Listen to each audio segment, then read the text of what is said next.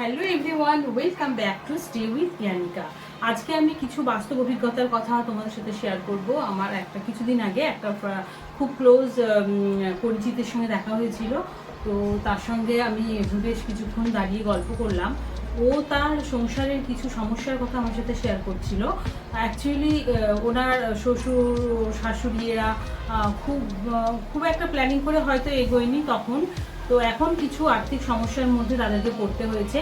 তো সেই জন্য আমার সঙ্গে কিছু আলোচনা করছিল। আমি ওকে সেই সময় কয়েকটা টিপস দিই, যে টিপসগুলো যাতে ওর ভবিষ্যৎ জীবনে কাজে লাগে বা ও একটু প্ল্যানিং করে চলতে পারে। সেই টিপসগুলোই আজকে আমি তোমাদের সাথে শেয়ার করব। তো সঙ্গে থাকো, তোমরা দেখতে থাকো। আশা করি তোমাদেরও টিপসগুলো খুব কাজে আসবে। ইউটিউব থেকে আমার ভিডিও যারা দেখছো তারা আমার চ্যানেলটা সাবস্ক্রাইব করে রেখো। এই ধরনের জীবন উপযোগী ভিডিও আমার চ্যানেলে তোমরা পাবে। আশা করি তোমাদের সবারই উপকারে আসবে। আর যারা ফেসবুক থেকে আমার ভিডিও দেখছো তারা অবশ্যই স্টে উইথ ইয়ানিকাকে ফলো করে রাখুন।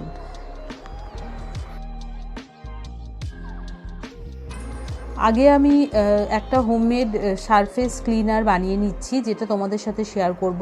আমার চ্যানেলে আমি আমার ব্যক্তিগত অভিজ্ঞতা, বাস্তব অভিজ্ঞতা এবং বিভিন্ন ধরনের কথা তোমাদের সাথে শেয়ার করি, এবং অনেক কিছু যাতে আমি যেগুলো জানি সেগুলো তোমাদেরকেও, যেগুলো তোমাদের জীবনে কাজে লাগতে পারে, বিশেষ করে যারা হাউসওয়াইফ বা ওয়ার্কিং সবার ক্ষেত্রেই কাজে লাগে আমার ভিডিওতে এমন কিছু টপিক থাকে।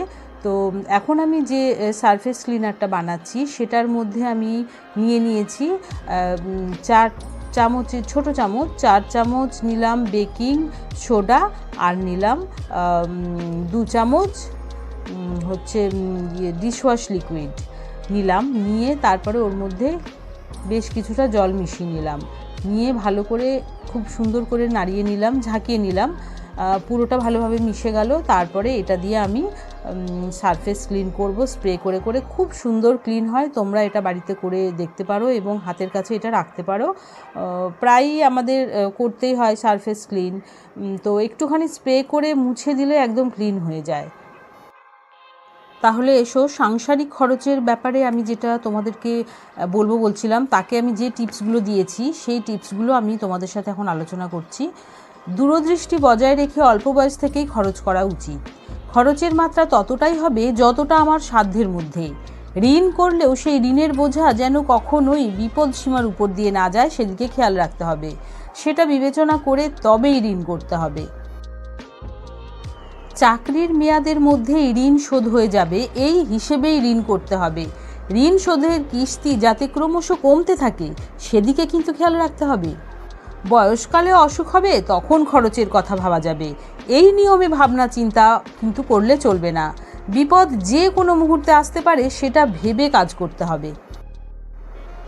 প্রথম জীবনে একটু মিতব্যয়ী হয়ে খরচ করা ভালো। খুব ভালোভাবে সঞ্চয়ের দিকেও নজর দেওয়া দরকার। এমনভাবে সঞ্চয় করতে হবে যাতে অবসরে সেই সঞ্চয়ের টাকা থেকে প্রাপ্ত সুদ কাজে লাগে।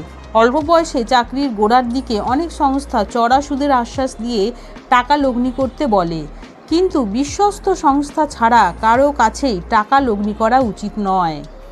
সাংসারিক খরচের মধ্যে কয়েকটা ভাগ করে নিন। নেসেসারি আর লাক্সারি, এই দুটো খাতে সংসার খরচ ভাগ করুন। রোজগার খরচগুলো নেসেসারির খাতে রাখুন। তার মধ্যে বাজার খরচ, ইলেকট্রিক বিল, গ্যাস, ওষুধের খরচ, বাচ্চার পড়াশোনা ইত্যাদি থাকবে নেসেসারি খরচের আয়ত্তে। আর বেড়ানো, বাইরে যাওয়া, বন্ধু বান্ধবদের বাড়িতে নেমন্তন্ন করা, এইগুলো থাকবে লাক্সারি খরচের আওতায়। সংসার খরচ কমানোর ক্ষেত্রে লাক্সারি খরচ থেকে কাটছাঁট করতে হবে।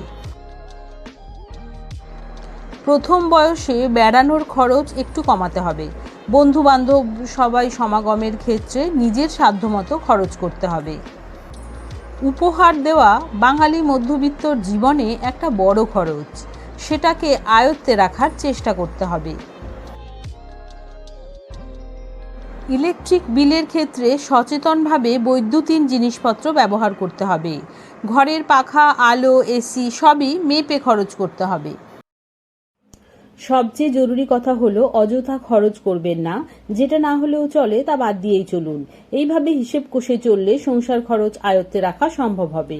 আর সঞ্চয় বাড়িয়ে তোলা খুব একটা কঠিন বিষয় হয়ে উঠবে না।